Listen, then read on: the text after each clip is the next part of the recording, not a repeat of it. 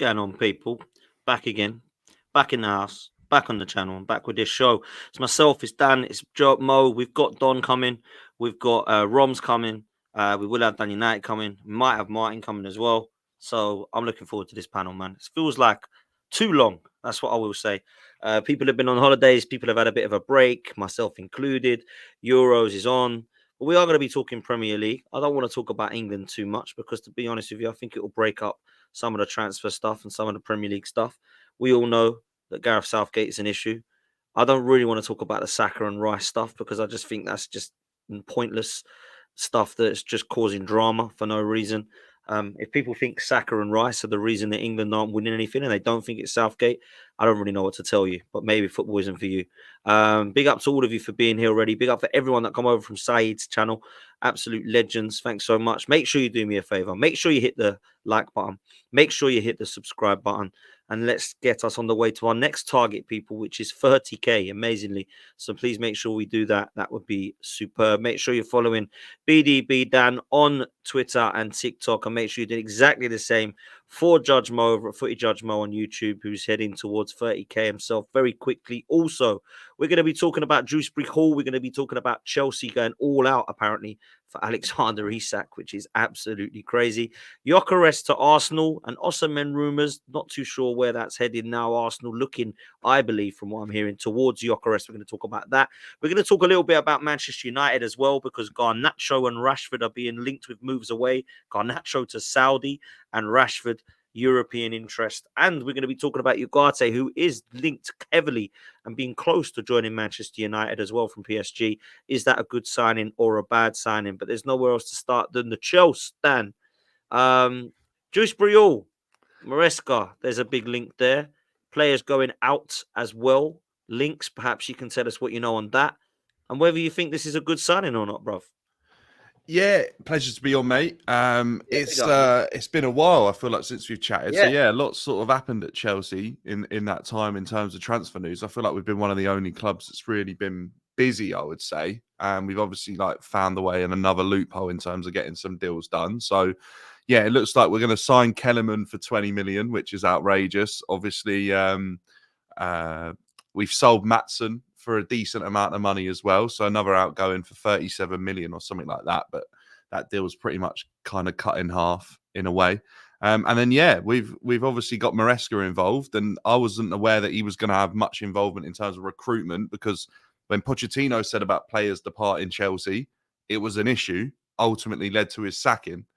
If we're suggesting that Poch wasn't sacked for results. And then now, obviously, we're going to go and sign Dewsbury-Hall, which I think the only positive I can really take out of this is it's not a random sort of signing that I feel like this board have been really guilty for over the last sort of season and a half. It's actually someone that the manager knows and believes he can work. Whether or not he will or not is yet to be seen, because I think him and the manager are kind of unknown quantities coming into Chelsea and what kind of level they could get to. So yeah, still it doesn't drum up the excitement for me, apart from the fact it looks like this manager might be having some sort of involvement in recruitment, which I think helps out a little bit more than if a manager has no involvement in a team whatsoever, basically. I like Dewsbury-Hall, guys. I like him. He did really well. I think he adds a lot to the team. I think he adds a lot to the team, actually. Well, let's say he signs Mo, right? What midfield? What does he bring? But also, what midfield are Chelsea starting with if Dewsbury-Hall? Number one, he's better than Enzo Fernandez as a player. I think so. He offers more dynamic for that midfield. He doesn't distribute as Enzo Fernandez. Enzo Fernandez is a completely different footballer. What Enzo Fernandez does, I am not sure that Chelsea won that. Enzo Fernandez is kind of the quarterback, like the Tony Cruz. Enzo Fernandez can do that, can distribute the ball. Do Chelsea need that guy? Or Chelsea need the runner in the midfield that can carry the ball, that can pass the ball? That's Dewsbury-Hall, in my opinion. Who's the third midfielder? I actually don't know. I don't know. Is it going to be a Palmer? Is it going to be a Gallagher? Is it going to be a Lavia? I don't know. I know one thing. I know that Caicedo's playing. I know that for sure. Is Enzo going to be playing for sure? I don't know. I'm not sure about that. Does he complement this midfield? I don't know. I would be Dewsbury-Hall, Caicedo, and maybe a Lavia or maybe a Palmer there, assuming that they were going to get it right, which is they were going after Olise. That means if they were going after Olise, that means that Cole Palmer is going to be a midfielder, not a winger, because you aren't bringing Olise to sit on the bench for Cole Palmer. Chelsea weren't going to do that. So that means they consulted Maresca, and Maresca said, yeah, I can play Cole Palmer in the 10 or something, in the midfield. So that means he needs 2 midfielders only. So maybe that's the case. That's match Dewsbury-Hall. They might sell Gallagher, might be Enzo and Lavia on the bench, or might be Lavia and Caicedo. Dewsbury-Hall come off the bench. For me, I think Dewsbury-Hall completes Caicedo because he's very, very dynamic, going forward, up and down, left-sided. He completes that. So I think it's a very good signing for them. Very, very good signing for them. Especially it's cheap, though. It's cheap. Martin, welcome. Brighton looking like they were going to get Dewsbury-Hall. That's now going to collapse because Chelsea want him. He wants Chelsea. Wants to work with Maresca, manager, or clearly knows how he's playing. He was good at Leicester. I think he got like between 20 and 30 GA, actually. I've always quite liked him, Martin. I don't know about yourself. What do you think about this deal for Chelsea? And Chelsea have actually being the team that has spoken about more than anybody again in this transfer window that's so early, man. So give me your thoughts, bro. Hope you're well. Yeah, not bad, thanks. Apologies for my lateness. If you'd have said to me at the start of the window Dewsbury-Hall was going to go to Chelsea, I wouldn't have envisioned that. He's a good player, 100%. Obviously, I think there was a little bit of PSR involved because of the 2 clubs involved. Again, you're getting a lot of, this is what you're getting. These teams are all doing business with each other at the moment, the PSR teams. Listen, he's a good player. And Maresca's going back to what he knows, clearly. He's going back to what he knows. I'm really intrigued to hear what Chelsea fans say about it. Because I know for a fact, if City signed him, I would get, he's not a big enough name. He's not a good enough player. I'd hear all that stuff. So I am intrigued. Listen, I think he's a very, very good player. I don't buy into all this name stuff. But we're not playing computer games here. You buy players that suit your system. Now, Maresca knows him. But, it's one of them. I mean, I don't even know the price. What is the price that's been quoted? About 30 million, 35 million. Ben Jacobs said they won about 35 million, but I'm seeing 30 as well. So and player as a player players. as well. Yeah, there we go. We're going to include Fofana. Cassidy is being spoken about. Yeah. So I've got to say, it's a PSR deal as well. It's a PSR deal. No, it's more like a trade. That's what Bodie's been. It's a swap. That's what Bodie's been obsessed with, obviously, and same with Egbali since they come in. That's what they want to make. Yeah, but it's 2 clubs. It's refreshing though, don't you think though, Dan? It's refreshing because we're moving around pieces that we're not going to use, bro. What I'll say is I like the fact that I feel like we've signed so many players and had so many players like stacked up and not been able to get a consistent amount of game time. If someone's moving in the opposite direction as a make weight in a deal, it clears the sort of the situation up for us. If Cassidy goes the other way, it's one midfielder in, one midfielder out. I don't mind that. It makes it a lot simpler. He's not good enough. He's not even good enough either. So it's good.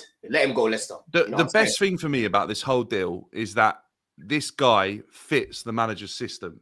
Where I feel like we've signed so many players that are a part of all different systems, all different profiles. This guy suits what this manager wants his team to do, and he's well aware of that. And for me, that's the most refreshing thing to see in a Chelsea transfer in the last, year and a half, 2 years under Clearlake. I have to agree. I personally feel this is a really good bit of business, man. I like this signing for Chelsea. I think he's a top player. I've always liked him. When you just see a player with an eye and you think, yeah, I like you straight away. That's what I did with him. And there's a lot I like about him. I'm not saying he's going to be going ball out and be your Frank Lampard by any means, but I do believe that there's potential here. And those that are saying, I'm not so sure about, what Chelsea midfield it's going to be.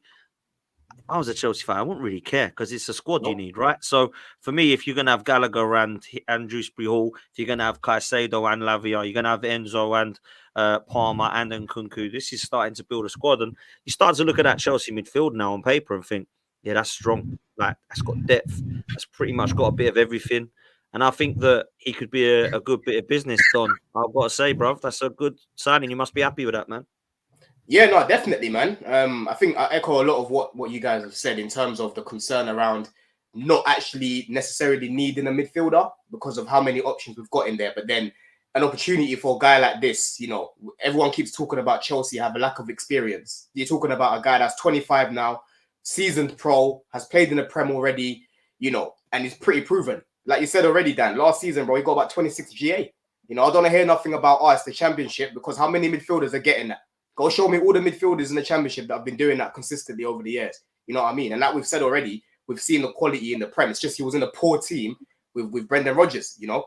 But this is a guy that I spoke about weeks ago anyway, Dan, because obviously when I done my research in Maresca, I could see how key he was in his system. You know, he was playing as one of the eights with Ndidi, constantly making the late runs. If Vardy spins into the midfield and pops off, you see Dewsbury-Hall just getting the ball, running at guys, bro, creating for them, crashing the box, scoring a variety of goals. And one thing I like about him is even though he's good on the ball, he works hard off of it as well. So he's not like a Gallagher that just works hard off the ball and he's not offering you much on the ball. On the ball, he's actually got flair and he's got a lot of technique, you know. And like I said, when I put out the video a few weeks ago about Maresca, I said, you lot watch out for Dewsbury-Hall. This is the next guy up.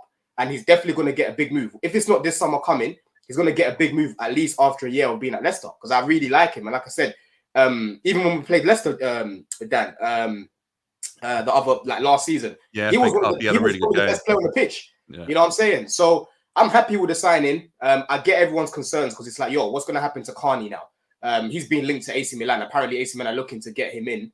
I don't know how much to believe that Di Marzio guy because he's up and down.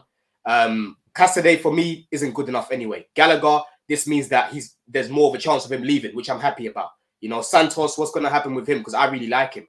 That's the only thing. But again, it's a healthy headache to have. Different profiles, though, John, aren't they? Say that again, different profiles in terms of Santos and the Dewsbury-Hall. Yeah, but Santos is a 6 and an 8. I would say with Dewsbury-Hall is more of an 8. Yeah, more of an 8, left-footed, runner with the ball. Yeah. Like, this is the thing. Yeah. Dewsbury-Hall is exceptional in terms of ball carrying. He's fantastic in terms of ball retention. I feel like he's a perfect blend between a Conor Gallagher and a Mason Mount.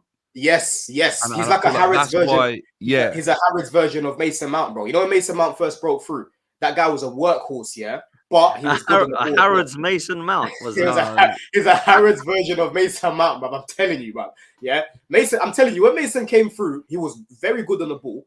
Yeah, he used to score goals for us, and off the ball, he used to work hard. Mason Mount was very good coming through, bro. Very good. You know what I'm saying? But again, Dewsbury-Hall, for me, is better than the Mason Mount.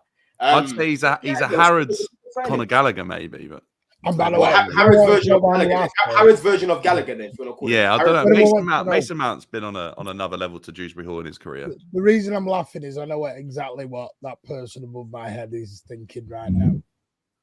And I'm waiting for him to go. Because he's sat there going, this is so copious, and don't come back in 12 months when you all say he's a flop.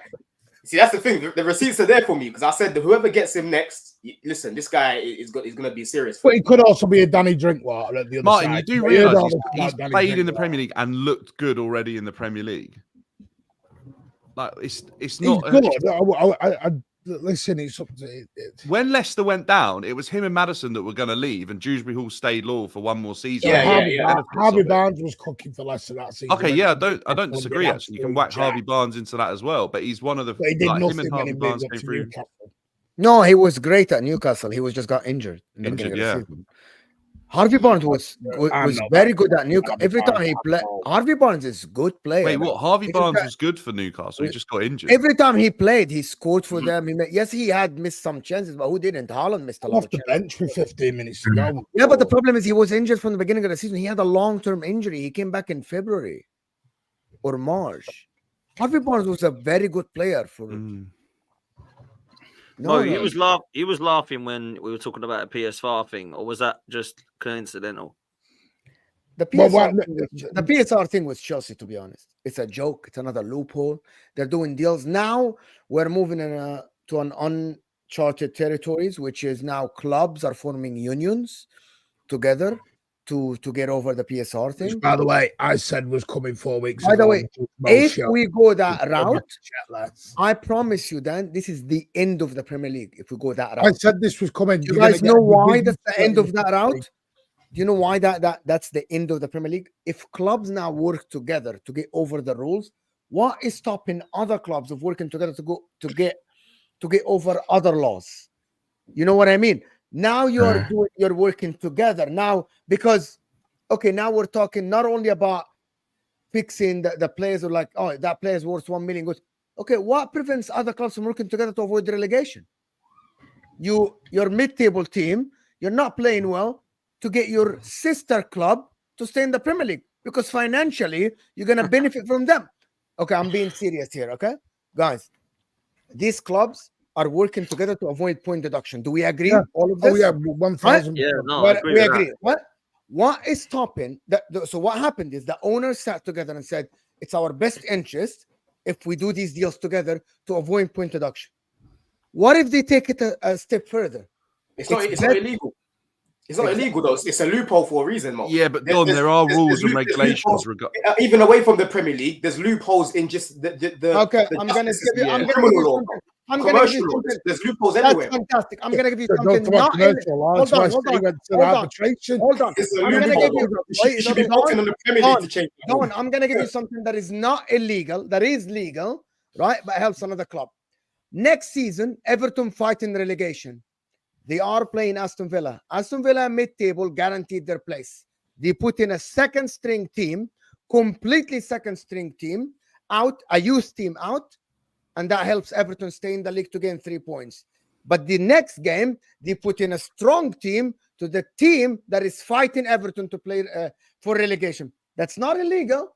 Nothing here is illegal that happened. Everything is legal. I'm allowed to put in whatever team I want. What is stopping them from doing this? You're thing? not actually, because Ian Holloway got a fine for that. You can't. Blackpool against Mick McCarthy got done for Not a that. fine because if there's a law.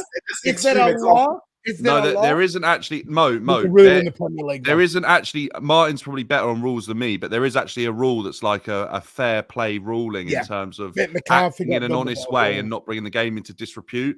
And I think that's where these clubs, although it's not illegal, they got to be careful what they're doing with these loopholes because of the argument you're making, Mo. You bang on, Mo. It's what will happen if 2 or 3 clubs are bringing the league into disrepute in one way, others will look to do it in another to gain an edge. The thing is, though, Dan, it's very hard. It will be very hard and unfair for the Premier League to try and police how much clubs want to value their players. Don. That player might be worth. I know it's very blatant what they're doing, Mo. Listen, it's dubious. Okay, thank you so much. Let me just say my point. What I agree with you. What they do is very dubious, and it's very disingenuous, right? But end of the day, you got to look at it from a business point of view, Don't forget these are the billion-pound institutions that we're talking about, with lawyers that get paid God knows how much. These guys are going to be looking for any loophole they can to help that team. That's just the facts of the matter, bro. That's the reality, right? At the end of the day, I don't see how the Premier League are going to be able to patch how much a club can put up on a player. That means what you're going to have to do is any 18-year-olds, there's a cap, 10 million max you can sell them for, right? That's what's going to happen. And that's going to be a disadvantage. That's going to be a disadvantage to the lower teams that have a top player that should be going for a lot more, but they're quite young, for example. Fantastic. If you've got a player that's breaking through, hold on, Mo. If you've got a player that's breaking through and they're 18, 19, and there's a cap that's been introduced, and you can only get 10 million for them, but they've been playing first team for about 2-3 years, that's not fair, bro. That's what I'm saying. Like, it's going to be hard for the Prem to create a rule where it's like, oh, you're only allowed to get this much for this type of player. It's hard to do it. No, they won't be able to do that. Hold on, then. Okay, so Man City then had all the right to do whatever they think is right for their players between their clubs, and also have all the right to say, I'm gonna different principle. But that's a complete. That's not. You're talking about. Hold on, more. Using that example is completely different to what we're talking about now. Because you're talking about Man City dealing with transfers between clubs that they own and that. I'm talking about inflating your price is completely different, bro. That's what's happening here. Aston Villa have inflated the price of a player, so we can help them with Chelsea, right? So you haven't done anything. Help the same. Adding charges on tools like we haven't actually done it. We've never been charged for that.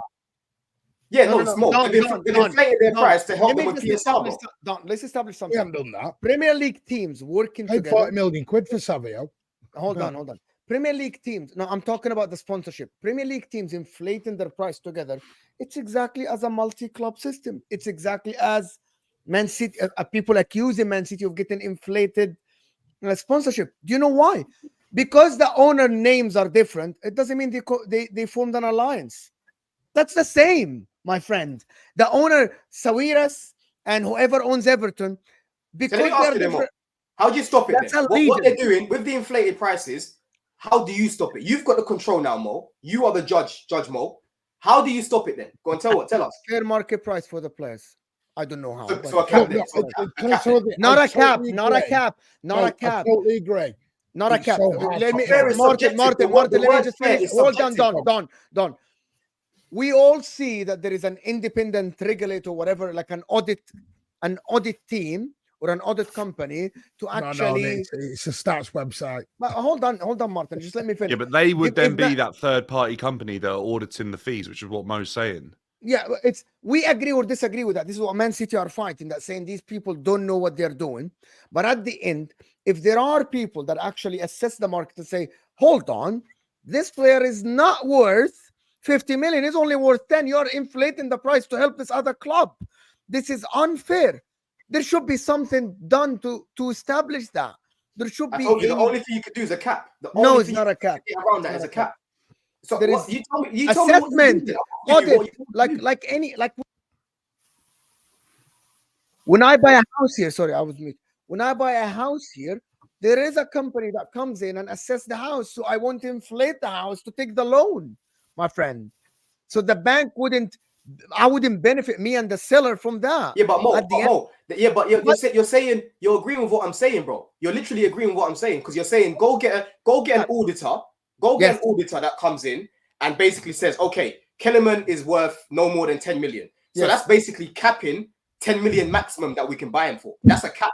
That's what I'm telling you. You're gonna have to I cap mean, it. a cap, maybe a cap is mean a cap for everyone. That means all the 18 years old are 10 million. But Lamine Yamal is an 18 years old, and if someone says it's 100 million, he is worth 100 million. That's not a cap. That's called a fair assessment to the player's value. Okay. Does that make sense? More, Not a cap. more a like fair looking at assessment. their individual market value. Yes. Okay. Lamine Yamal cannot be like Kiernan. You know what I mean? Even though they might be 18 and 16, Lamine Yamal is 100 and Kiernan is 1 million. There is a difference between the talent. I'm saying fair assessment. I get you. Fair assessment, basically, right? I don't know who is fair there, but I think this will destroy the league because, as everyone says, what it's stopping Arsenal from dealing with somebody else to form an allegiance to get over other laws that is stopping them from investing. It's the same thing, bro. You literally escaped punishment by inflating. Chelsea, Newcastle, Aston Villa literally escaped punishment. So it's unfair for Nottingham Forest. Didn't Nottingham Forest got point deduction? Didn't Everton get point deduction? Right? That's unfair to them because you escaped that punishment by making deals and getting loopholes.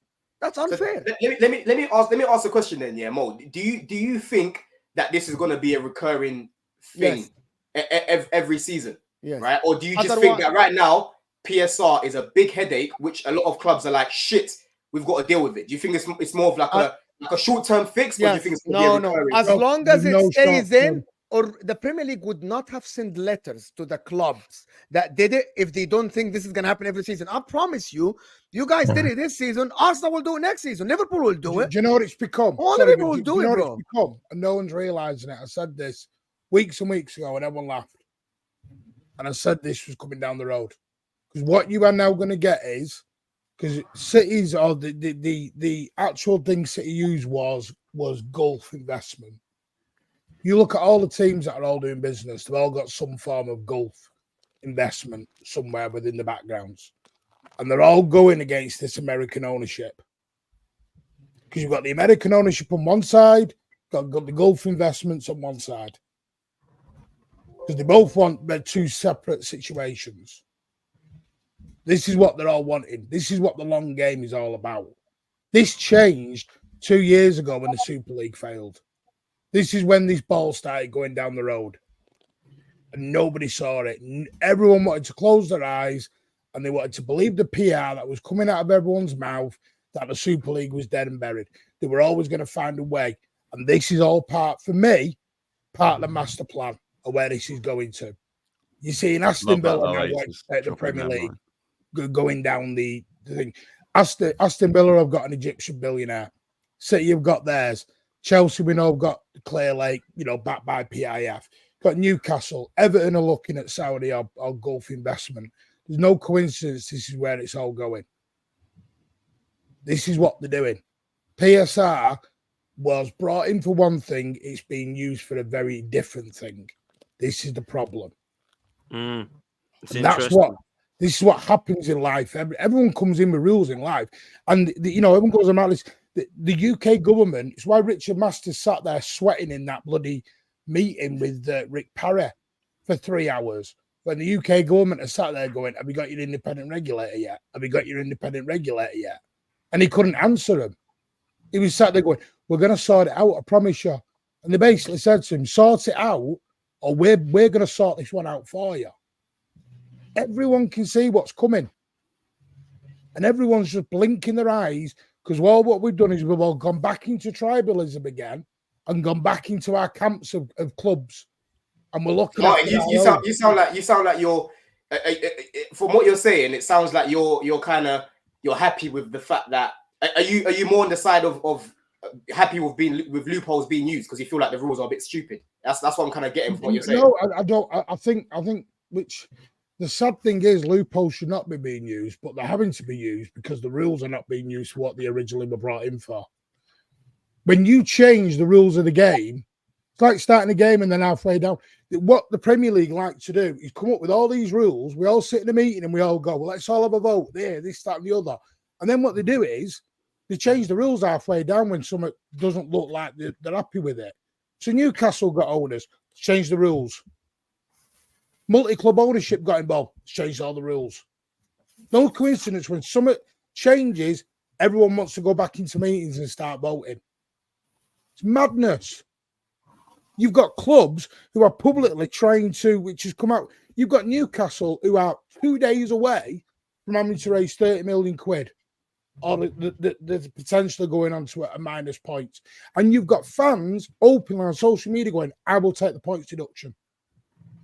We've got fans saying they would rather now take points deductions than sell players. This is where we're going to end up because the Premier League has tied itself up in so many knots, doesn't know how to get back out the problem.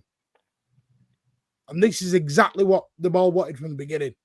And the only reason I know about because this goes back to City, what in the white paper 18 months, 2 years ago, we wanted this independent white paper because the Premier League should not be allowed to regulate. How can you have a Premier League where the clubs that are in it make the rules? Say that again. I'm sorry. Say that again. The clubs in the Premier League make their rules. Yeah, they are allowed to. So how is that allowed in any other business or anywhere? It's madness. So who else regulates the thing? That's what the government want, an independent regulator. That's what the UK white paper was going to be. But everyone didn't want it. They all said no. It is, let's be real, a bit of a mess. Roms, let me bring you in, man. You've been waiting patiently. There's rumours, I don't know how heavy they are, maybe Dan will know more than me, that Chelsea want to go all out for Isak, which is like a mad thing for me. That is a madness. Like for me, like Newcastle said he's not for sale anyway, but it's going to be like 120 million plus. Where did you read that, Dan? I'm sorry. I thought just sources that's come out to this morning. I don't know. I'll have to look, but they're saying that Chelsea are interested in Isak and they've inquired about it. Now Newcastle have obviously said he's not for sale, but can you see Roms Chelsea going on a madness again and going on this spend? I know we've moved on from. I'll address the Isak thing soon. Sorry, I've got a sore throat today. That's why I wasn't speaking as much. Bro. But I quickly want to go back to Dewsbury-Hall before I answer the Isak thing because I put a tweet up 2 years ago saying my club should sign him because we had to fill our English quota, not necessarily as a starter, but as a squad player. Because I was on the Dewsbury-Hall train before for a lot of people. I was getting slapped from my fan base. who is this guy? He's not going to take us to any league. I said, he's not necessarily coming in as a star, but he's a good squad player. There's a player there, right? And like Don said, I said, in a few years' time, he's going to get picked up. He's going to get picked up. And there's even some Chelsea fans now that are saying, things, I feel like it's about objectives, because if Chelsea were going for the league, I think a majority of their fan base would see this sign as underwhelming. But this is another unpopular opinion. And Don, you know how much I rate Enzo, but I actually believe Dewsbury-Hall could actually come in and displace Enzo just because of balance, and he's Maresca's man. I genuinely believe that's a possibility of him. The only thing with that, Roms, is I can see Enzo playing the role that Harry Winks played, and then what's his name? Dewsbury-Hall playing the same role he did last year for Leicester, bro. He was playing as an 8, and then Enzo will be the one in the pivot. That's what I think. I don't think Dewsbury-Hall's not going to be using the pivot. He'll be using the 8 again. I don't think Enzo will be playing in that 8 role, because it's not as dynamic as the rest of them. So who's the midfield then? Who's the midfield trio then? No. So for me, I think the midfield trio will be. I mean, boy, obviously with Dewsbury-Hall, it's weird. It's hard to say, bro, because obviously he's going to favour him because he's worked with him before, innit? So you're probably going to play Enzo in that Harry Winks role where you're just popping the ball. For me, I said before, you're going to have Caicedo in the left half space, and then you're going to have Palmer in the right half space. You know what I'm saying? So, you know, if Enzo drops to the bench, maybe you have Caicedo in that pivot, and then you have Dewsbury-Hall playing in the left half space. You know what I'm saying? But imagine spending over 100 million and then benching Enzo. Jesus.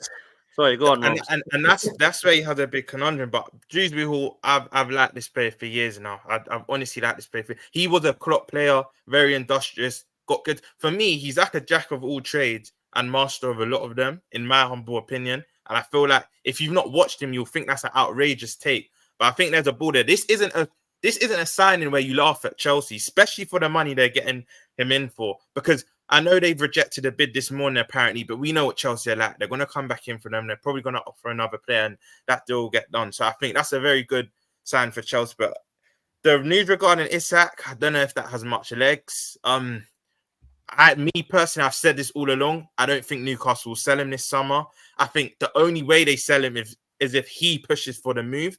But again, you've seen it with players in the past. You've seen it with Hazard at Chelsea, Ronaldo at United. I think he'll honour them and give them that extra year. Unless an astronomical bid comes in for him, I think Isak gives Newcastle 1 more year. And I even had this energy for Arsenal. So I can't see that happening.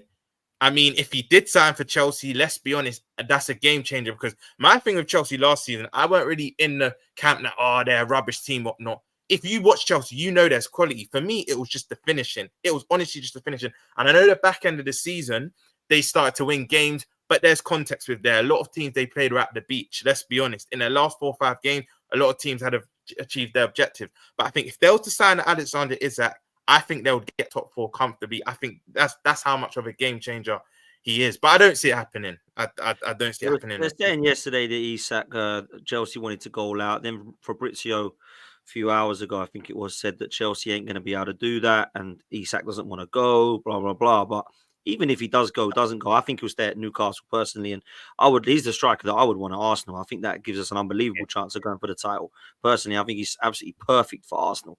We'll talk about that in a minute in terms of who Arsenal will link with. Before we move on, I'm sorry, I got a question here. Why would he leave Newcastle to go to Chelsea? What is the incentive here? I think on projection, maybe Conference League football, isn't it? And there's the bait, ladies and gentlemen. Maybe he thinks in the next 2-3 years, Mo, Chelsea will be higher than Newcastle. I think this is good timing. What? This is good timing. You think in 3 to 5 years with the Saudi owners and these clear leg guys and the way Chelsea are moving, flip for profit FFP club, you think Chelsea have better with a championship manager? You think Chelsea have better projection in 5 years than Newcastle? Yes. Yeah.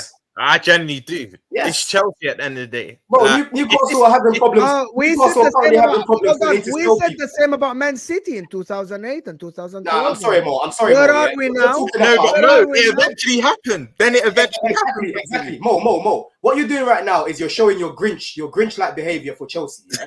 Because for you to try and put Newcastle as a better proposition right now. Yes, big up Pete, yeah, my guy. I know Newcastle have rich owners, but as it is right now, Newcastle have problems financially. They're having to sell players and that because they've got problems financially. For you to try and project what's going to happen in the next 3-5 years is crazy, bro. I can't even tell you what's going to happen next week. No. Let me finish. Bro. Let me talk. You are not. You are not. Don't. I'm not gonna say interject one word. Crazy. Newcastle have financial problems, but you don't. When you just admitted that you're doing, Yeah, don't. Now they're a bit hypocritical. He literally just said we're doing the deal. No, what it means is, Newcastle haven't done that little 60 yet to get Newcastle haven't done that yet. Thank you, Mark. Newcastle have about 48 hours to get. Let Don come in, man. Let Don come in. Go on, Don. I never said that Chelsea right now haven't got PSR problems and whatnot. Because at the end of the day, we're selling hotels, we're doing whatnot. We're sorting things out financially. But what I'm saying is, for you to try to project that in the next 3-5 years, Newcastle are going to be in a better, more steps where it's clearer that we're ahead in our process is mad to me, bro. You don't know what's going to happen in the next 3-5 years. Like I said, I don't know what's going to happen next week. So for you to project 3-5 years is mad. Yes, I think in the next decade, Newcastle will be attractive, but for now, I'm sorry, they're still behind. I'm gonna come in here. Sorry, Roms. I'm gonna come in here. Newcastle have bought Livramento and Lewis Hall to cover. They have Fabian Scherens, Sven Botman, and they're looking for another centre back. They have Bruno Guimarães that they might not sell. They have arguably the best striker in the league, probably behind Haaland, right? In terms of the goal conversion. I'm glad you added that caveat. They have Anthony Gordon, the upcoming left winger for the league. They are looking to sign a right winger. They were into trying to sign Olise, if I'm not mistaken, and then they moved away and they're looking to sign someone else. It looks like their owners are more ambitious and they look to win more than the Chelsea businessmen. That we all agree that they are in for. Chelsea want to win. I'm not denying that Todd Bowley doesn't want to win. He's an American. How can you say they look more ambitious than us when you keep talking about how much money we've spent and we shouldn't even be spending that much money? But how? A lot of money. They spent a lot of money trying to win. They don't have one player they bought to flip for profit. You literally bought a whole squad and a whole team to flip for profit. I don't understand this logic. From day one, Todd Bowley said, we are going to come in here and we're going to buy the best young talent around in Europe. Yeah, the best of the best will make it. And the ones that aren't that good, whatever, will get flipped. That's been very clear from day one. That's why a lot of these guys, you ain't going to see them play for Chelsea. And why would anyone say that, Don? Why would anyone say that we're going to buy the best talent? If they work, they work. And if they don't work, we'll sell them. To do what? Because it's being transparent. It's being transparent with what they're going to do. To make the club value go up so he can sell it in 10 years. I mean, bro, it's their business, bro. It's their business, bro. Brilliant. End of the day, yeah, people, this is what I'm saying. This really grinds my gears because people go on about football as if there isn't a business side of things, yeah? When Todd Bowley came in, he said, Chelsea are a big club, but there were so many avenues that Roman didn't tap into in terms of, like, even multi-club models and that, yeah? You can say Vitesse were, like, wasn't really, I mean, look, it wasn't on paper. They were your feeder club. They were basically your feeder club. On paper, it wasn't Roman's club, but it's actually come out that Roman was pumping in a lot of money, yeah, through offshore companies and that to Vitesse. So technically, he owned it, but just not on paper, right? So that was that. And Strasbourg as well. There was a lot of things that Todd Bowley spoke about, yeah. Financially, there's a lot of things that Todd Bowley spoke about, yeah, in terms of Chelsea didn't tap into many things. And one of the things that he said is about the market in Europe with the young players, yeah. I get what you're saying, Mo. Stockpiling, I'm not on it, yeah. Buying players and flipping them, you know, certain man, they might miss out. I'm like, oh shit, I like this guy. Now he's getting sold. But end of the day, like I've said, for me, the best of the best will make it, bro. And if we're able to flip some of these guys and then go reinvest and go buy the likes of Isak, because he's going to be expensive later on, so be it, bro. I don't understand why people are so angry that there's a business side of the game. Quickly on the thing with Isak as well, and I think Pete will agree as well. The reason why he just won't go Chelsea right now, in my opinion, is because I feel he will want to go to a team in the Champions League or guaranteed to be in the Champions League for consecutive season. Right now, you lot could eventually get there, but maybe even next season, who knows, depending on what happens. But he want to go to a team that are in the Champions League. I think if he moves on from Newcastle, he's entering his prime. He wants to go, his next contract will probably be a big one, 5 to 6 years, and he wants guaranteed Champions League football. And right now, yourselves can't offer that. That's why the minute I heard them links, I think a couple of days ago, you just knew it was rubbish. You honestly just knew it was rubbish. Yeah, the thing is, if we slap down the P's right now, and Arsenal didn't want to slap down the piece for Isak. Liverpool didn't come in. Man City didn't come in. I still don't think he goes. He is not going to stay at Newcastle. Breaking news. Pete is here. He is not going to turn us down. He stays one more year, then he waits for another big club for next summer. That's what I think. So you're telling me, you're telling me then, Romsey, you're going to tell me that it's not an exciting proposition to go play with the likes of Palmer, the likes of Nkuku, the likes of Gusto. Don't. Some of these guys not exciting. It is exciting, but for me, I think the only clubs Isak will go to are like title challenging clubs or teams that could win one of the big two for astronomical fee. I think right now, if Chelsea go in for him, I don't think sideway movement, Roms, right? Sideway movement. Yeah, he might just see it as the same. If anything, no disrespect, Don. We know you're the bigger club, but if anything, it might even be a downwards move right now. I don't mean in the future, but as of now, what did you say? What did you say the problem was last season? What did you say Chelsea's problem was last season? Right? Finishing, but then done. Hold on. Let me. So you said finishing, yeah. Let me land my point. You said finishing, yeah. You know we create a lot of good chances. Ask Dan. Agree. Cole Palmer, there's a 4.5 compilation of Cole Palmer just playing bare players and they keep missing. Yeah. So if we're gonna go get Isak, I don't think it's gonna happen, like I've said, because I think it's too expensive. Yeah. If we were gonna go get Isak, what they're gonna be saying to him is, bro, you are gonna help us to get back into Champions League, and as it is right now, you're gonna help us challenge for all the trophies that we're going for. Because if we had a better striker in the semi-final against Man City, if we had an Isak against Man City, we don't lose that game. Hold on, Roms, let me finish, yeah? Against Man City, we don't lose that game. Even in the final against Liverpool, if Isak got most of the chances that Jackson kept getting, we don't lose that game, right? So they'll sell it to him in that way. Yes, we're not in the Champions League, but we got Caicedo with no Champions League. We got Lavia with no Champions League. It's not the be-all, end-all. Yes, Olise went to Champions League football, but there's other ways of still attracting players, is all I'm saying, bro. I agree with you, but I just feel Isak's next move, he wants to win one of the big two. And even if Chelsea, remember what I first said when we started this Isak topic here, if Chelsea were to sign him, I think you comfortably get top 4. I still don't think Isak by himself is enough to charge you to a league or whatnot next season. I only believe, in my humble opinion, only 3 teams, if they was to show the money right now to Newcastle, he would potentially go for. And even then, I still don't think he'll go this season. But let's say next summer, City or Arsenal come in for a big fee. He knows automatically you're challenging for the league and you're going to be in and amongst the Champions League. I think right now, Chelsea, he wouldn't go there. I'm not saying your proposition isn't exciting, but I just think as of now, he wouldn't make that move. Regardless all I'm going to say is tossing. Yeah. All I'm going to say is Olise. Yeah. Because I'm telling you now, if Bayern Munich weren't involved, Olise is not going to go to no Newcastle over Chelsea. No, Don. That's the point I'm making. That's the point. Don, that's the point. You're actually proving my point. You're proving my point. Bayern Munich weren't involved, and he chose them because he's ready to win the big honours. That's my point. Do you want the reality about Tosin? I'm sorry. Do you want the reality about Tosin? Tosin goes to Newcastle, sits on the bench for Fabian Schär and Sven Botman when he's fit, or whoever is going to come on the left side. Tosin goes to Chelsea, he starts over Disasi. Do you agree or you disagree? You don't think you would have started? The question to you, Don. I'm asking you, Don. Do you think Tosin goes and starts over Disasi? Yeah, of course. Okay. Pete, do you think he starts over Schär? Yeah. Tosin, right now, no. Yeah, that's my point. Let's be honest, like, because this is what have I walked into, man? Seriously, like, put the judge more on the stream. It's about my club, and I'm just like, what the hell is going on? But like, I'm sorry to do this at your expense, Pete. Sorry to do this at your expense. I think people start to forget who you are, bro. There's a few things I want to cover, so like it may be a little while, so just bear with me here. Okay, first and foremost, welcome to the show, around what was asked around Tosin.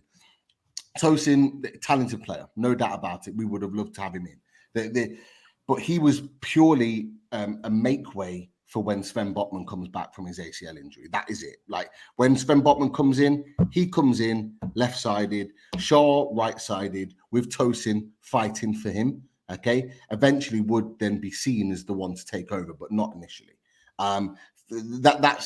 In reality, that's what it is, and that's what we'll be looking to get in next. We've been linked with Malik Thor AC Milan, top young talent. He's going to be coming in to do exactly the same job like when we signed them, because Sven Botman is the guy and he's already proved it before his injury. It's an interesting one. Of course, Chelsea, the biggest team, bigger team than Newcastle United. They've got the bigger stature. They've been able to build their empire for a hell of a lot longer than Newcastle United, and that holds weight, as it does with sponsorships, as it does with how much money they've got to generate and being able to spend. You've got to remember, we're in our infancy, and we started right from the bottom 2.5 years ago. We are way behind in terms of the backroom stuff compared to all of these clubs. So whatever we build on the team, on the pitch, and we are building a team that is just as competitive as Chelsea, just as competitive as some of these teams around the table right now. We are building to be there. But outside of the pitch, we're not there. And it's going to take a number of years to get there. This is where Chelsea were able to accelerate things under Abramovich. This is where Man City were able to accelerate things under their new owners. We've not been able to do that for the reasons, and I was listening in the car on the way home from work, exactly what Martin said, and he was absolutely spot on, is that every time someone came in, whether it was a new owner like Newcastle United, within a month, bang, they shut down third-party transactions. As well as that, they've shut down other things as it's gone on. When there was even a sniff of Newcastle potentially, and it's already come out, we had no intentions of going to Saudi to get any loans for Ruben Neves and all the rest of it. But when there was a little sniff of it, boom, everywhere on social media, everywhere with all the journalists, quick meeting, boom, it was locked down. Because they don't want teams that are not either American-owned or teams that are not one of those historical top teams at the top. They don't want them up there. They don't want Man City up there because Man City are just like demolishing football at the moment, playing some brilliant stuff, got all the best players. They don't want it. These established teams don't want it. The Premier League doesn't want it. Why? It's because the established teams, I'm sorry, you've got teams like Liverpool, you've got teams like Man United, you've got teams like Arsenal that are very, very close to the Premier League. And you cannot say that they don't have influence. And they do. When those clubs don't like something, they will influence the Premier League to ensure that things don't happen. And it's happened for years now. The only problem is now is teams like Man City, teams like Newcastle, teams like Aston Villa, and to a point Chelsea, because of what's been happening at their club, are going, hold on a second, we're not having this anymore. I'm not happy about this. Why are we being stopped to be able to compete at the top table? You know, and they're arguing it now. And it's getting to the point where the Premier League cannot justify it any longer, because actually the rules that they've put in place are no longer viable to the Premier League. Right? You talk about Newcastle haven't got the money. Newcastle have got just as much money as everybody else on this panel, even more so. We've got the money. The problem is that they put rules in place that have meant that we're not allowed to spend it because they're worried. They're scared. They don't want it. They don't want another team. And when I say they, I mean the Premier League. I mean, as well as that, Arsenal, Man United, Liverpool. They don't want another team to come up and establish because it makes it harder for them to get the top honours. It makes it harder for them to get Champions League football. It makes it harder for them to get the financial money that they've been so comfortable with for the past 20 plus years. They don't want it. They don't want it. And this is why they're trying to push back. This is the issue that we're finding right now. And we're in a position where we're 2 days away. Well, we've got and nobody knows the real money. Ben Jacobs put out today that it was around 30 million. We've heard from people we know it's around 20 million. We don't know. But anyway, within the next 2 days, we've got to raise 20 million. This is a club that has no debt. We have no debt. We don't owe any money to anybody. That we've got to now raise 20 million within 2 days and sell one of our top prospect talents that we signed last summer for 6 million. We've got to try and make a profit on him to get him out because one, we don't want to sell another player. We don't want to sell a Bruno Guimarães. We don't want to sell an Alexander Isak, and I'll come back to that in a second. We don't want to sell an Anthony Gordon or anybody else of that ilk. We actually want to compete, and we're being held back. We're being told that we have to sell one of our top prospects because we don't want to sell one of our top current players just to fit this FFP. Like, it's absolute madness. It's madness. And the last thing, Alexander Isak. I've got to be honest, I laughed when I saw that yesterday. I laughed. and for two reasons. For two reasons. One is because he's on the verge of signing a new contract. It's been well known for Newcastle United fans for a while. Like he's about to sign a new contract. It's pretty much already agreed. They're saying that in July it's going to be rubber stamped. When he comes back. I don't think that. And secondly, the one thing I'll say is I have sat there and looked on social media for the last 4, maybe 5 weeks, and I'll be honest with you, Chelsea have been linked with every single player under the sun. Like, and I'm convinced that Chelsea are doing this to just keep their name in lights. They keep their name in the picture. They have been linked with literally everybody. And to be fair, with the Alexander Isak link, as quick as it came out as a potential story, it was shut down very quickly from the same people that were reporting it. Newcastle United don't want to sell. I've said to Potts before when Arsenal were linked, I actually see Arsenal as a more genuine link because of his links with Thierry Henry, the fact that he idolizes him, all the rest of it. Like, I actually saw that more of a genuine link. For me, Alexander Isak is staying. Newcastle United have made it clear. The only one of the top players that was likely to leave this summer was Bruno Guimarães, and that clause is passed. For me, I don't think Newcastle United are even going to entertain any bids for Bruno Guimarães this summer. I think he stays. So, you know, that's kind of where I am on that. Just to go back a little bit. It's only because I know City's bid is coming. I know it. Martin, to be fair, Martin, you've been saying that for 3 weeks. And we've been on this show and you've been saying the bid's coming next week. We're 3 weeks down the line. The clause is gone. The clause is gone. I said City wouldn't trigger the release clause they're going after. Yeah. But you did say that. That's what I said. Said they would not trigger the release clause. No, but they you don't said, value it 100. You said you were on it. You were on it with us about 2 weeks ago. Yeah, and I still think they were triggering the clause. You said if I'm wrong. No, I got told, and I said at Moles, City do not value him at 100, and not 100 up front. But you did say that they were going to trigger the clause. No, I said they may do, but then I got told, because I said it on Mo's show, and others said it on my own, they did not value him at 100 million. That was the info. I actually think. I'm sorry, Mark. I agree with Mark. Bruno Guimarães does not leave Newcastle United. No, but here's the thing. I actually think Martin, you're saying that. But after 2 days' time, it doesn't matter. Because after 2 days' time, we get the points deduction anyway. So if we don't sell, if we don't sell Yacoub Minte, which is the only one that's likely to be sold, if we don't sell Yacoub Minte, which is the one that we've been told is likely to be sold between now and Sunday, if we don't sell him, then and we don't sell anybody else in between that time, you're still working at a deficit. Yeah, we're looking at a deficit, but at that point. See what you're doing is you're doing. And so let me explain. Everything did. You're kicking the can down the road. Well, I'm not, because I'm going to explain. Because I'm telling you from a Newcastle United point of view, it's already been reported in the last 3 or 4 days. We've been hearing. 2 weeks ago, you weren't going to fail PSR. Just let me explain. So I've been saying for the last 3 or 4 days, it's been reported that Callum Wilson is there to be sold. Miguel Almiron is there to be sold.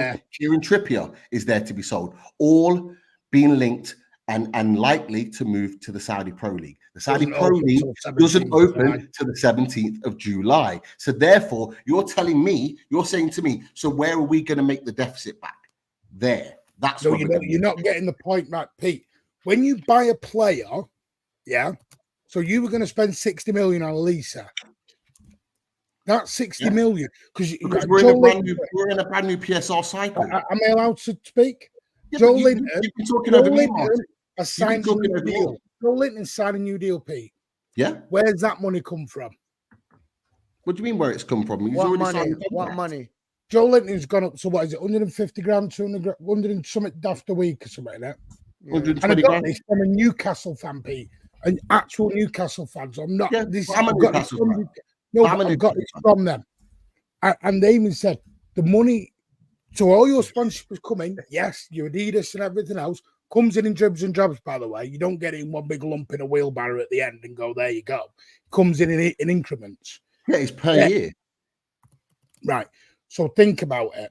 You were going to sign a Lisa at the time was 60 million. That was your Adidas and Salah money gone in one lump. I don't know what I don't. I'm I not don't getting the understand point, Martin. No, no, Can you let me- explain it a little bit It more? doesn't make sense. Hold The on, reason- man. Hold on. Let him explain. Let him explain. Newcastle are already working at a deficit. Okay. They're already behind the 8 ball. Yes. So they've got to make that money up. Plus, they want to go spending. You have to have the money to go spending. So they are. So, for example, I want to buy a car at 100 grand. I owe my bank £30,000 already. So I now need £130,000 to buy the car that is only worth 100. Yeah. Plus, I'm not just buying it, I want to buy other people as well. Yeah. Hold on. I actually got In, this. in a nutshell, Martin. In a I got nutshell, it. Martin's spoken. Martin's spoken. Let me respond. I know The about amortization. point- Trust me, I do. So the point know that about I'm saying to At you, least it wasn't and amortized. Newcastle It was United at least fans well have thought asked the through. same question, and I'm replying to what you've just said. The point that I'm saying to you is that this new cycle where you can spend money has already started. The cycle that you have to raise money for ends on the 30th of July. They're not the same cycle. No, There's it already doesn't go branded away. cycles. This It's been reported. is the mistake It's already been everyone reported. makes. This is the same cycle. The cycle in which you can It sign doesn't go players away. in the new PSR has already started, which has only been 1 year. Go away, Pete. They don't just clear it and see you that's gone. I'm not saying that. What I'm saying to you is that within that, we will be able to recoup that money back in the players that we sell. If and it's still a big if, because reports today it reports today that Everton have started opening talks again with Newcastle around Minte. So that deal could get done and this conversation is void. If it's not, we come back to this conversation and there are other players that will be sold that can then fill that void afterwards. Newcastle can put that money back into the void. In a nutshell, this is to Martin. You think, Martin, in a nutshell, Man City will sign Bruno because Newcastle have to, and they won't be able to. I think they'll make the bid. I think they will make the bid of about 90 million quid and do it in 3 increments. A bigger increment at the beginning and then 2 smaller increments. Because I must admit, I'm not saying I know and I don't know. You know more than me, Martin, about Man City. I kind of feel like he'll stay at Newcastle now, because I feel like he would have gone if he would release the clause because Newcastle's hands are tied. And now they're not. I think Newcastle will do all they can to keep hold of him, unless Bruno knocks on the door and goes, I want out. I'm done. Thank you. The only reason. Yes, thank you, Dan. Unless he says Yeah, I want to go. that's what they're hoping for as well. Oh, okay. It's already been reported. Bruno's already That's said. fine. Jack Grealish told us. Jack Grealish told us Villa for 3 weeks he was going nowhere. He told Arsenal, he told Man City he had no interest in negotiating. That's throughout this whole period.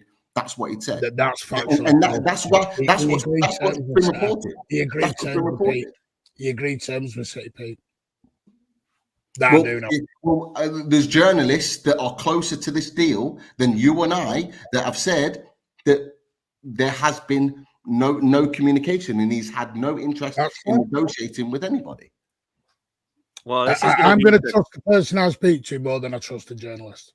Yeah, but I talk to journalists that are close to this deal. I'm very close. We, as Dan knows, we get a lot of top Newcastle United journalists nationally and locally. I'm not going to tell people. We talk to them. I'm not saying that it can't change like this. I'm not saying that it can't change like this. If it does and they put the money down, I just don't believe that he will leave for less than 100 million. That's just my opinion. Because for me, his importance for Newcastle United is worth more than that. It's worth more than that. For me, you might not rate him as £100 million, and that's absolutely fine. But to Newcastle United fans,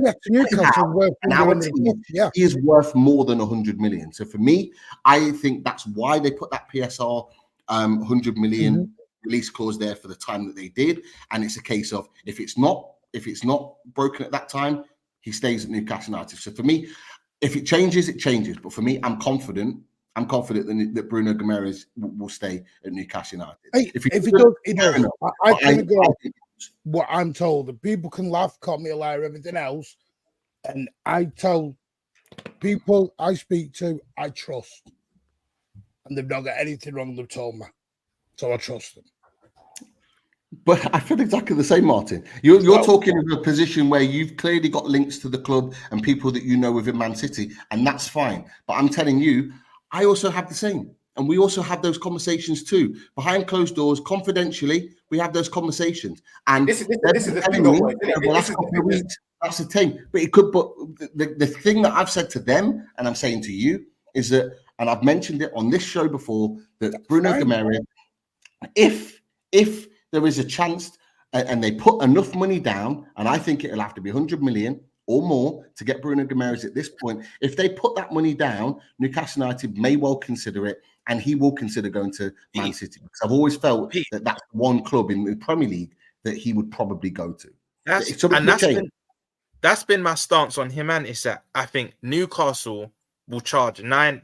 You'll receive 9 figures or more for the both of them. I think, and whether people rate either player at that at 100 million or more, I just feel like you lot will, because like you said, what both players mean to you lot, and if anything, this has worked out probably better for Newcastle that no one activated the release clause in the time, because now you can even charge even more for him.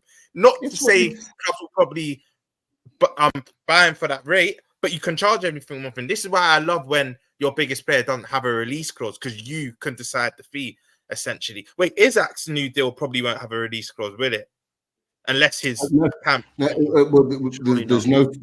talk of no release clause in Isak's new contract. Isak's already contracted till 2028. They're talking about the contract being contracted until 2030. But on top of that, there's talk of Bruno's clause. There's an additional clause that by January it triggers a new deal. So his deal goes up again. His pay goes up. His deal goes up again, without a clause in January. So if he stays this summer, then he's likely to be staying long term. Because again, you're going to have that same conversation that Newcastle United are not going to release him easily. And even if they do say, right, okay, at the end of next season you can go, it's still going to be around the same fee because of the length of his contract and the influence that the player has. No, the difference is it's amortized then. That's what City are wanting. They wanted it amortized. They didn't want to pay the money up front. Yeah, but that doesn't matter to Newcastle because no, I'm not saying it does. That money hit straight away. I'm giving you the City perspective. No club was ever going to pay 100 million up front. No one was, because no one had that money on the PSR books. Who's going to put 100 million up front onto their PSR? There you go. But if you think like it's not, the point is, Pete, for example, you don't get what you need to get done in 2 days, and you get a points deduction. Your Champions League chances are going down the swanner. Then you will lose them. But that's a conversation for when the season starts. This is my point. This is what PSR is wrong. This is what I was saying before. This is why it's wrong. I agree with you. The points that you talked about earlier before I came on, it is wrong. I'm listening to it. I have no issue with Newcastle. The point is Newcastle will never be allowed to go and challenge for the league, in my opinion. They'll be stopped at every block off. Yeah. You will never be allowed to challenge for the league. I agree with that. I think for me, I think we will get there. And I'm confident we'll get there.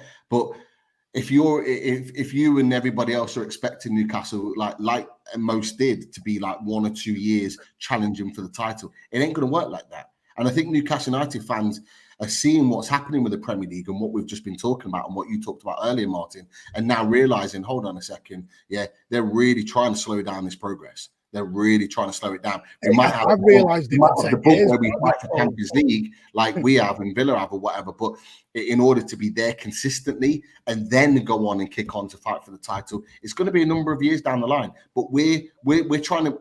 I keep emphasising it because it's off the pitch stuff, but it's so important. You guys on this panel all have it. You've got an infrastructure. You've got regular big money coming in. You've got huge sponsorships. You've got all this stuff that's already tied down that allows you that extra expenditure in the summer every year to go hard and to sign top players.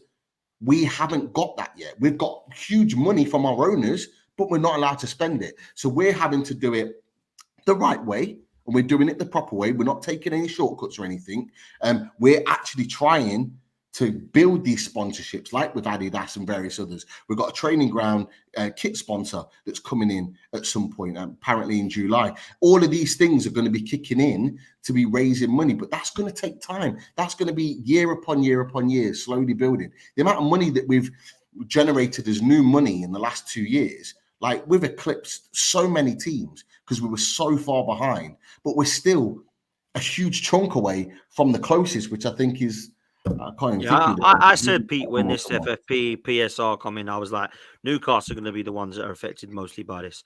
Manchester City, you're laughing. They've been 10 years they've spent there, got their team.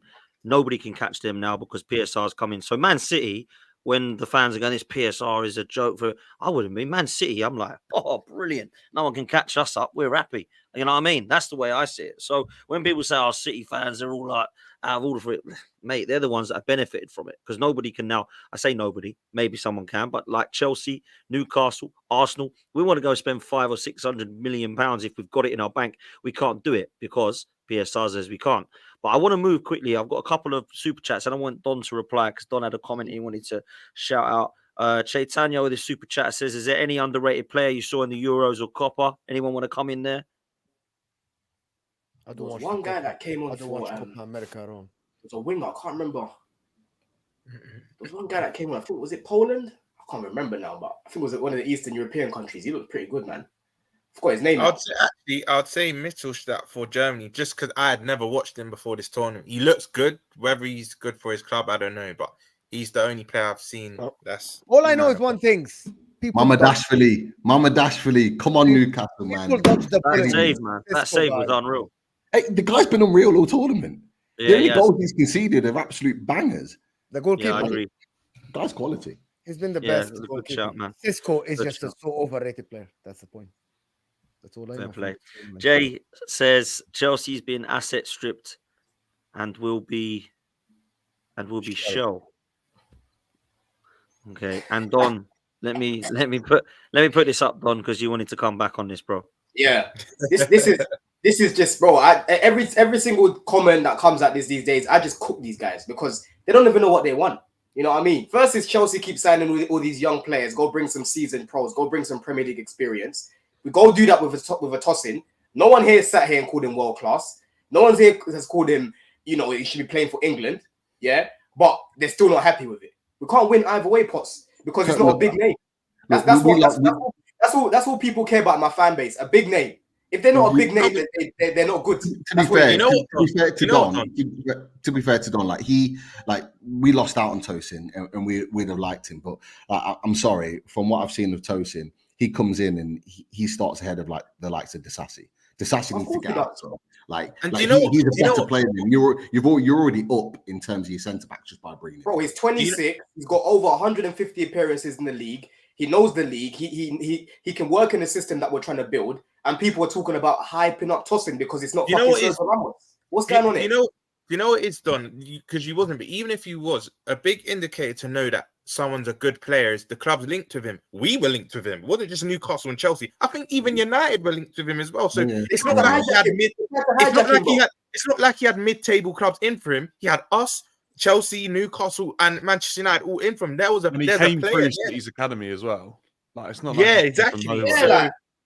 People that's what I'm saying. People are just very narrow-minded and they refuse to be open-minded about these things. They look at the name and they just laugh. That's what it is. I think he was managed by your current manager, wasn't he? Wasn't he managed by your current manager? Joe Shields still. And to be honest, I'll back what Joe Shields has done at Chelsea. I don't think They were he's going outstanding. I hard, don't think he's an amazing defender, but I don't think he's a bad defender. You know what it at all. is, Dan, though? Do you know what it is, Dan? Chelsea fans, you lot see Joe Shields how we see Michael Edwards. They're like gods. They can do no wrong. Like the both of them. That's how we see Michael Edwards. I think the issue is, is that we've got two people in Whit Stanley and Stewart that are doing a lot of wrong. And I think Joe Shields is outshining them and he's not even in their role. And I think that's why we're sort of looking towards Joe Shields as actually someone with a sensible head on who actually understands the players that he's signing. Like, you only have to look at Stewart. He's brought in Badashile and Dizassi, and they've both been a disaster. And that's what he brought in from Monaco. So it says everything. Listen, let's close on this because I'm actually genuinely interested in this.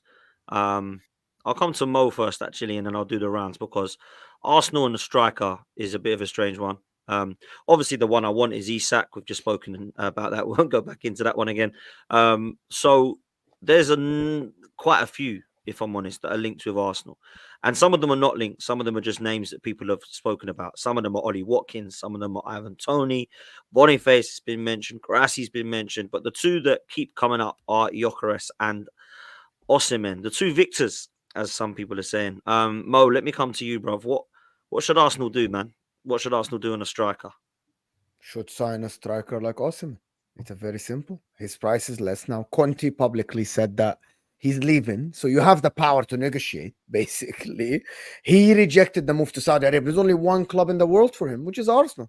He wants to go. They want to sell.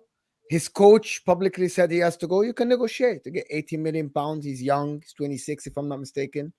I don't think he should go for Osimhen. Does he suit the play? I don't know. Does freaking Havertz suit the play, the way Arsenal play? Who knows? You know what I mean? Like, Havertz played half the season as a midfielder. Go get Osimhen, get a midfielder, get it over with, and that's it, to be honest. Over GYOKERES, Mo? Over GYOKERES? I'll be lying then if I told you I woke up and every weekend I'm freaking watch the Portuguese league, bro. You want me to lie? I can lie and do like what other people do. By the way, I watched a lot of Sporting Lisbon this season, bro. There was Newcastle playing Aston Villa, but I switched to the Sporting playing this unknown team in the Portuguese league to watch it. No, bro, nobody watched GYOKERES other than when he played in the Champions League or the Europa League, whatever competition Sporting played in. Nobody did. We watched all compilations. Looks good and everything. I don't know. I watched Osimhen more because he won the league with Napoli. He played against. There we go. So for me, I've watched about as much as GYOKERES as I have Osimhen. I can't lie to you. I don't watch either of these leagues regularly. I can only go by attributes. I like the attributes of GYOKERES. I like the fact he's done it in England, and people might laugh when I say that, but the Championship is a very competitive, physical league, and they absolutely killed it and put Coventry pretty much nearly to the Prem on his own. Victor Osimhen had an unbelievable season last year, and everybody wanted him. And Dan, I'll come to you like as a Chelsea fan because I think like for me, Chelsea should be going all out for a striker as well, man. And Osimhen would be, and GYOKERES are two that are being linked with teams like in the Premier League now. What do you think's best for Arsenal, bruv? Talk to me. I think Isak, to be completely honest with you, I think Isak is someone who just absolutely seems to fit the bill for me when it comes to the striker. Can we just stop, please? Say what you want, but Arsenal are on a different level in terms of Newcastle, and I just think that it really does suit them for a signing. But if you can't get him, you can't get him, and you have to go and look at what else is there. And I think if you're looking at a profile of player, Osimhen probably is closer to Isak than maybe GYOKERES is. So if you've already sort of identified that profile as being good for Arsenal, then potentially that's something I'd look at. But I think the thing I find with Osimhen and with GYOKERES is that both of these players are probably kind of being put on a pedestal because the striker market is so poor. I don't look at either as absolutely... Look, GYOKERES' numbers are great, but we've seen players sort of stat pad themselves in Portugal before, in terms of like a Darwin Núñez as well. And even like Goncalo Ramos has done well there and then struggled in like Ligue 1 for PSG. Like, I just feel that because of the lack of real top talent available in terms of the striker market, paying anywhere near 100 million for either one of these strikers for me would be a little bit excessive. And I'd only do it if you're desperate. And I feel like one of the only clubs that comes into that sort of desperation market at the moment that can't really get by is potentially Chelsea. And I think that's why there's talks, and that's why they're sort of testing the market, putting out there about Isak. Is it possible? Could we pay 40-50 million pound more than the clubs ahead of us in the league, the clubs that are more attractive to try and get this deal done early. We've paid over the odds for Enzo. We've paid over the odds for Casado because of the position that we're in. And I just kind of wonder if that's why we're sort of putting those stories out there. But for Arsenal right now, I feel like if Havertz can stay on the level that he finished the season on, can you get by with him for another year just to try and assess the striker market a little bit more, see if someone takes a risk on GYOKERES, see where he's at by then, have a look. Or do you know what? Save a bit of money and just buy someone like a Fulkrug for a season or two. He's impressed me every time I've seen him play. He scores goals. He's just going to get the job done on a way less amount of money that you'd have to outlay, and you could strengthen in other areas that I feel are probably weaker for Arsenal as well. Yeah, Martin, let me come to you on that, because Dovbyk is another player that from Girona people are talking about. I think he's got a 35, 40 million pound release clause. As a City fan, obviously you're looking at Arsenal thinking, where are we better? And there's quite a few areas that you're better. Obviously, we're trying to get to that level to overtake you. Do you think Arsenal need a striker is my first question. And do you think it would be wise, like Dan saying, to go and put that much money up front on a GYOKERES or a Victor Osimhen? Or do we try and wait and assess the Isak situation next summer? But where are you at, bruv? I think Arsenal are on a striker away for majorly competing or winning it. I don't think Arsenal are very far away from winning the league at all. I really don't. Especially if we don't do anything. The trouble is, at the minute, no one's doing anything. We know you aren't getting Bruno Guimarães. That's what we know. That's for sure. Let's not do that again. Listen, we'll see what happens. We'll see them. Whether it's Bruno, whether it's Kimmich, whether it's the guy at Porto, whoever it is, I think City will sign a midfielder. Won't be Danny Olmo. The funny thing is I think Arsenal are better getting that top striker. It's whether I want to see this first week of July, because I think the window could change in that first week of July. I think everyone's just waiting to get over this hump of this PSR, and then you'll start seeing people start moving. Do you know what, Martin? It's not just PSR though. Like, I know, listen, we love the chat for America around your club being linked to new players, but let's be honest. There was never going to be any early movement because of the Copa America, because of the Euros, because of the Olympics. Because imagine paying a big fee for a player now, they go to their international tournament and get injured. And then you're pissed. You have to then buy another player that plays in this position. It's crazy. So I always expected, I think when we hit about mid-July, it's just going to be chaos. We're not going to know what's hit us. I think clubs will be signing players left, right, and centre. But I think for now, they're just waiting for the players to come back nice and healthy from their international tournaments. But you're right. Obviously, PSR is a big part to play as well. But I agree with you. The thing with the Arsenal discourse, right? You'll say to their fans, some of them, you need a striker. Then they'll start hitting you with stats. We scored our most Premier League goals in the Premier League era. This, that, and the other, and we took City to the last day.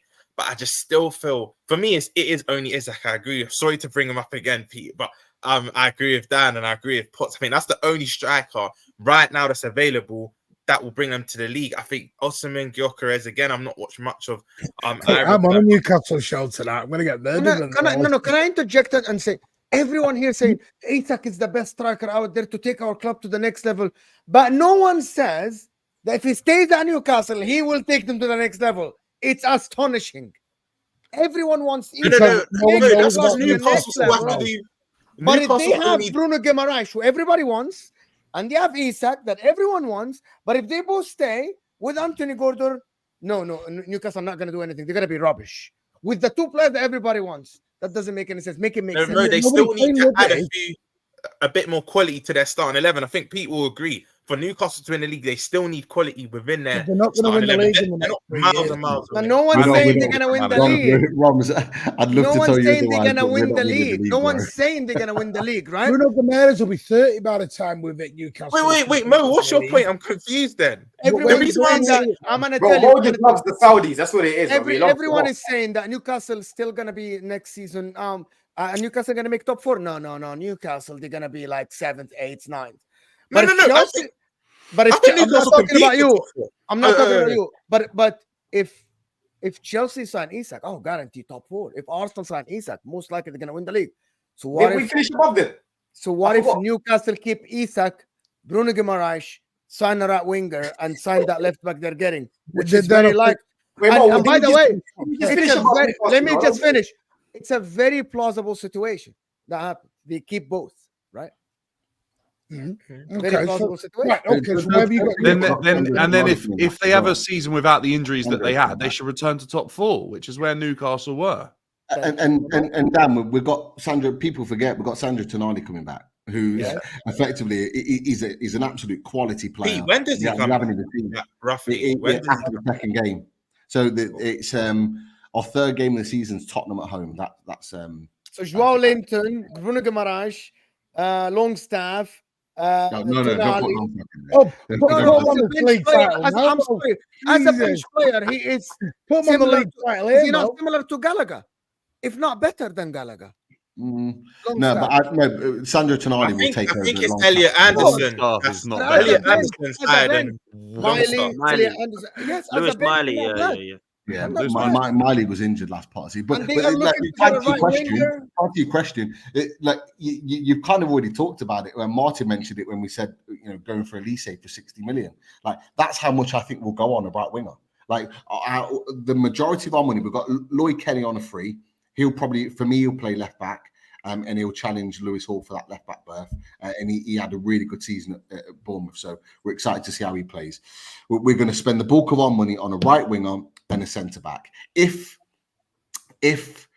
Callum Wilson leaves, and he will leave this summer, he'll go to the Saudi Pro League or somewhere else.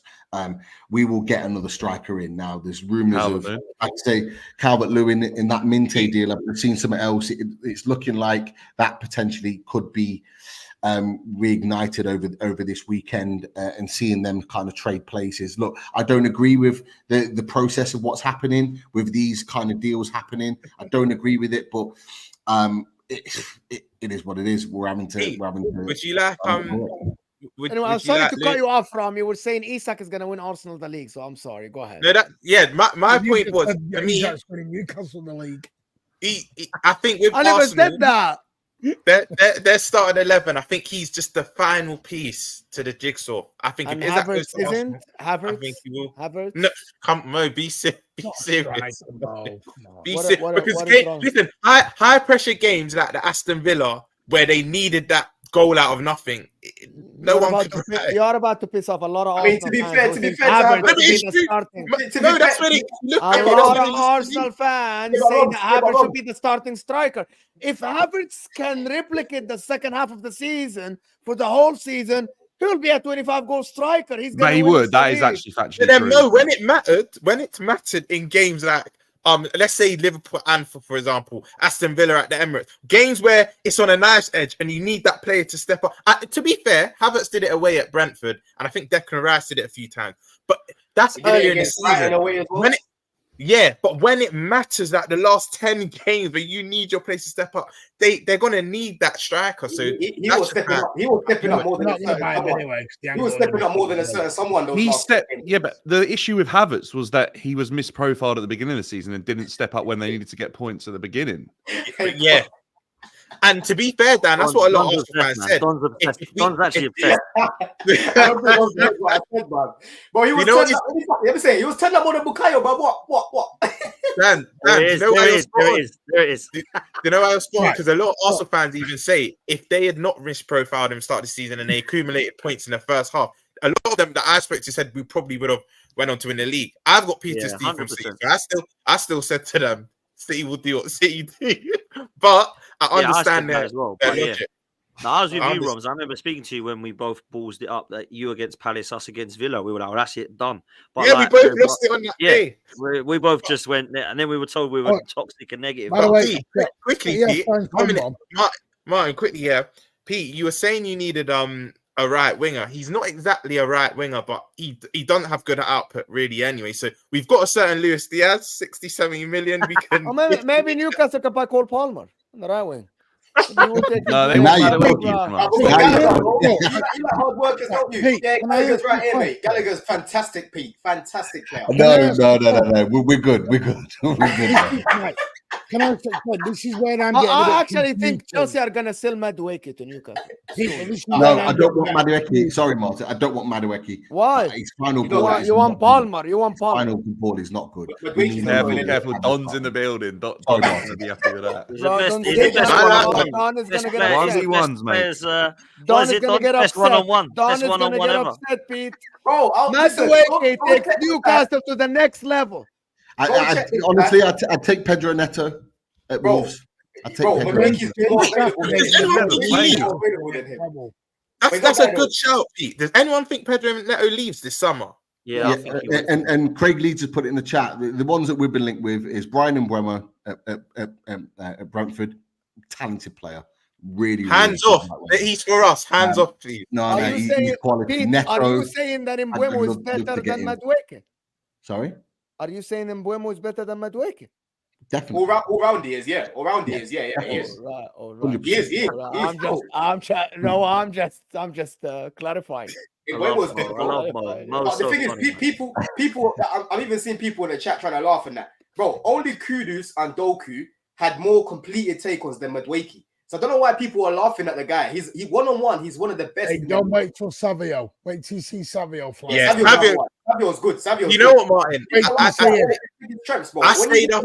up and watched Brazil versus. I stayed up and watched Brazil versus Costa Rica the other night. By the way, Ronaldinho wasn't lying. That Brazil squad, but Savio came on the last 20 minutes and Brazil went to another level. Absolutely He's taking on his player, and I think he had about 4 out of 5 successful take on Savio. That's the first time I'd watched him. Yeah, he's gonna get 5 games maximum at City next season because Bernardo Silva. Look at Mo already, God. You know what I mean? 5 maximum games at City because Bernardo's gonna be on the right wing. Fantastic, Savio coming in 5 games, bro. I want to get. What's your thoughts on this, James Trafford? I've already said I want Mamadashvili. I had this conversation on our transfer show last night.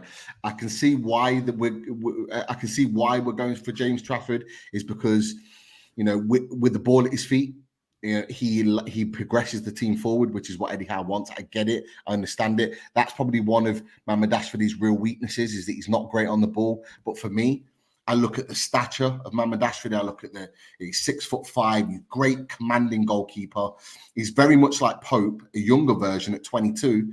And I think Pope's not steered us wrong. We got Champions League with Nick Pope, but I think Mamadashvili is a level above. But I think it's purely for the fact that although he's a decent shot stopper, James Trafford, he's better with his feet. And I think what Newcastle are thinking is that unlike a team like Burnley, who he's going to get peppered against, which he did week in, week out against Newcastle United, who are a lot more progressive, that are better with possession, he's probably going to be peppered less, and he's going to be able to dictate the play with his ability with the ball at his feet. I think that's what Eddie Howe's looking at. I'm not happy with it. I'm not happy. We bid 16 million for him. We bid 16 million for him. They want 20 because of the clause. You think it's demanded enough, Burnley paid us 20 million. They're not going to take a hit 12 months down the line on him. I'd stay away, bro. Honestly, stay away from this. I'll be honest. I've only seen him at youth level. He isn't it. Yeah, and to be fair, honestly, the other reason why I would rather Mamadashvili is because Mamadashvili comes in as number 1. James Trafford is number 2. And I think it's already been established. If he comes in, he's literally playing second fiddle to Nick Pope. And for me, as a club that wants to progress, as a fan of Newcastle United, I want is if we're going to go and get, this is why I say centre-back, right wing, goalkeeper, if we're going to go and get these players in the summer and we're going to spend significant money on these players, I want them to be better than what we've already got. There's no point spending 20 million on James Trafford and having him sit on the bench all season. There's just no point to it. I want a right winger to be the number 1 right winger that actually is miles better than Miggy, which won't be difficult. I want our centre-back to come in and take Burn out of the team. And then I want our goalkeeper to be the number 1 goalkeeper. I didn't hear what you said, sorry. Just Madueke. I'm sorry, Pete. I said Madueke. You said better than Miggy. I said Madueke. No, I'd rather have Miggy than Madueke. I'm not going to lie. I'm sorry. What's your beef with Madueke, man? I No, don't. it's I just like for me- Madueke, for bro. me- I like Madueke. It's Shut you who created the problem when you spoke about him, bro. For me, It's Don, not me. honestly, like barely any minutes, bro. for me, Don, honestly, I've watched him a few times. I was there last game of the season, the previous season. I was at Stamford Bridge. I watched him up close. He's probably one of your better players that game, but his final ball is dreadful. Yeah, but and honestly, it just sends me alarm bells because that's exactly what we've got with Miguel Almiron. Miguel Almiron will run all day for you. He's tricky, makes great runs. He's intelligent in that position. But when you want him in the final ball, the cross, the pass, the shot, it ain't there. And I'm seeing it. That's Luis Diaz as well. We need that. We need that final ball. I get your point of view because I've said this many times. Yeah, when the first season Madueke came, he was good at taking on his man, but his end product was so rash. You know what I mean? Like it was so bad. I remember that game as well. That was Lewis Miley's debut, innit? Stamford Bridge when he came on, for you lot, right? Yeah. But the season after, like last season, I could clearly see that he's improved his end product. When it comes to the final pass, when it comes to even the finishing, improved a lot, bro. Remember the goal he scored against Luton?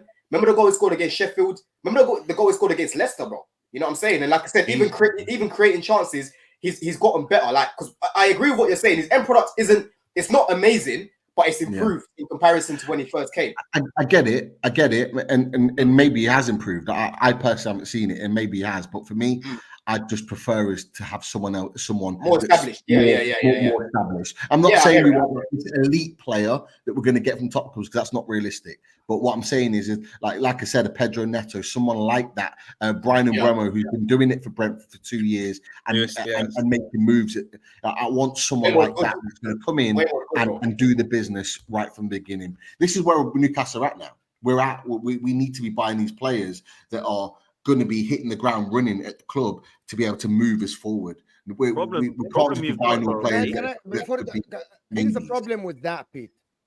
You're gonna sell the players to make the deficit up. The problem is you're gonna do what Everton are gonna did. You're gonna invest. You're gonna spend this money, assuming you're gonna go back to the Champions League next season. This is what I was saying 40 minutes ago. If you don't go to the Champions League, hold on. The problem is you're saying that I don't want Madueke, I want Neto, who's gonna cost probably a little bit more. I want a top center back. I want a top goalkeeper. I want a top that. Newcastle are gonna spend that much money, right? In all of these players without selling. You're gonna sell to the Saudis to do the deficit. If you don't get to the Champions League, you're gonna be in Everton place. Where I'm not saying anything anymore because I said this 45 minutes ago and got no. I only said that because he's saying that I want a starting goalkeeper. I want a starting center back. I want a starting winger. Yeah, this is my point. We might not have this money that they're all willing to go and spend. This is the thing. We might not get. I'm only saying what I want. The reality is that James Trafford could potentially come in, and I'll be deadly honest with you. Where we invest will probably be in 2 major positions: right wing and centre back, and that'll be it. That they'll be the 2 main positions. I think we'll go with James Trafford maybe at 20 million. I'm not happy with it, but I think we'll take it. I think the other 2 are where we're really going to have to kind of move the needle slightly. And honestly, if we're not in European spots, if we don't finish maybe 7th, 6th, 5th, maybe 6th or 5th, I do think Eddie Howe's job will be on the line. I genuinely think that, because we've got owners that want to be number 1. They've said it from the beginning, and they want to progress this club. And I'll be honest with you, if you look at some of those players that you've mentioned, if we keep Isak, if we've got Bruno, we've got Joe Linton, we've got Sandro Tonali coming back in, Botman will be back at some point. You know, if we get a goalkeeper and a right winger, right? I'm not being funny. That's an 11 there that can attack the Champions League. It can be. It's a better team than what we had that got Champions League. Great for top 4. What my point was? No guarantees. It wasn't about having a go at Newcastle. It was about, problem is you can only spend 70% of your turnover. And what I was trying to say is, at the moment, you're running at a deficit. I think when last time we checked was like minus 75 million losses. You've made money, your turnover's gone up, but your losses are still there. So you've got to. So that's what I'm saying. So that's where your PSR comes in. 70% of what your turnover is. He's not as much because then you've got your anchor and your wages in. So I agree, you're making money 1,000%, but to then spend 60 million on this, 40 on that, you haven't got that money. And so I'm accounting without actually saying it right now. I'm accounting for the players that we've just left. We've literally just recouped the best part of £300,000 a week in wages from players that were nowhere near the first team. We've got, in all honesty, we've got Jamal Lewis that will flog, Matty Target that will flog, Miguel Almiron that will flog, Callum Wilson that is likely to go, and we'll get those players. I agree. I'm just saying, like the joke one part was making was, so is Isak goes on to that reported 250 grand a week. That it all comes out the same pot. All comes out the one pot. People think there's a pot for wages and a pot for transfers and a pot here and a pot there. But it's all one pot. As Craig Lee said in the chat, it was amortization. Like it's over the length of the contract, it's over the length of the time. It's not taking all of the one. At least it was a buyout. Same way with Bruno, buyout. Money's up front. But we're not no amortization then. We're gonna go and get a player now that we can do that with. So that helps us. That's where I think the confusion was. I was talking about when you said the Elisa was money up front. That's all. That's money up front straight away. No amortization on that.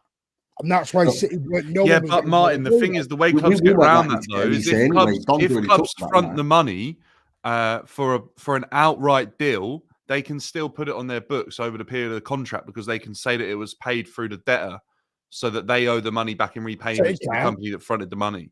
Hang on, when we do that, we get called cheats and everything else.